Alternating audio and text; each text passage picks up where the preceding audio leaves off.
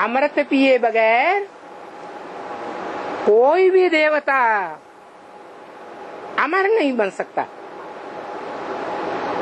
देवताएं होते ही हैं अमर। मृत्यु के ऊपर उनका टोटल कंट्रोल होता है।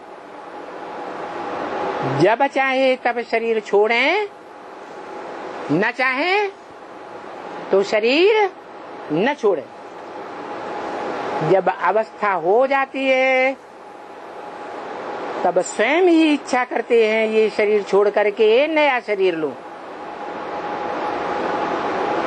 इसलिए देवताओं को अमर कहा जाता है। वो अमर देवताओं को अमर बनाने वाला बाप अमरनाथ कहा जाता है। किसका नाथ? अमर। बाकी शिव को तो अमरनाथ नहीं कह सकते। क्यों? क्योंकि वो तो आत्माओं का बाप है। आत्माएं तो हमेशा अमर ही है। आत्मा कभी मरती है क्या? है नहीं।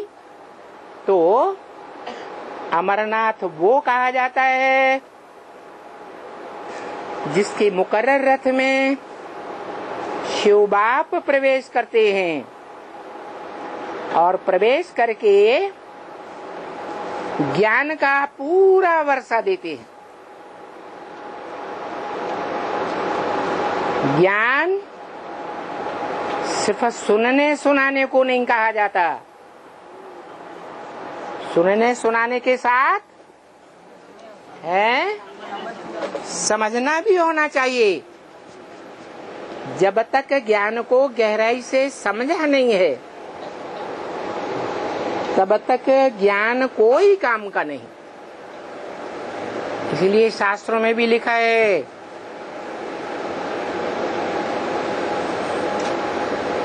वेदवाणी किसके मुख से निकली?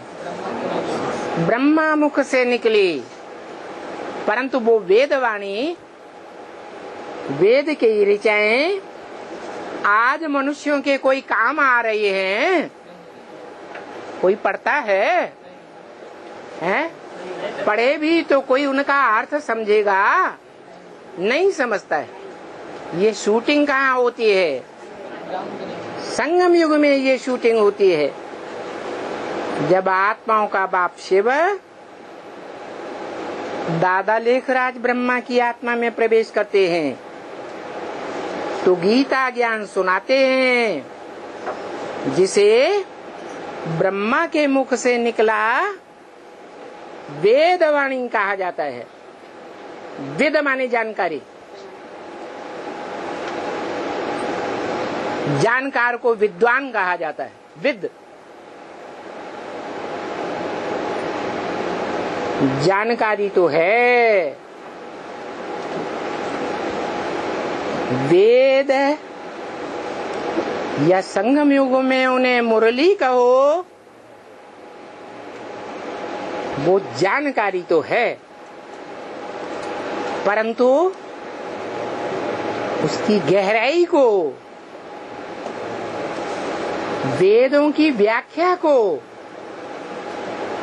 वेदों के इंटरप्रिटेशन को कौन जानता है?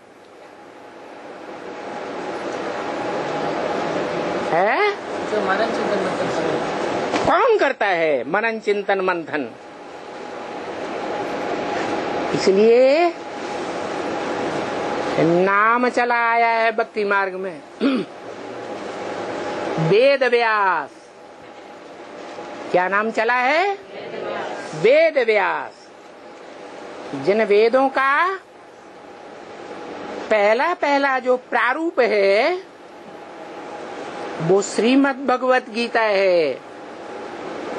उसमें भी लिखा है व्यास प्रसादात। व्यास के प्रसन्नता से ये गीता हमको प्राप्त हुई। गीता ज्ञान प्राप्त हुआ।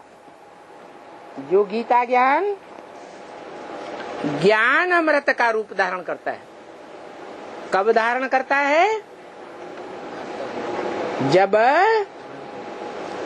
वो वेद और वो गीता उसका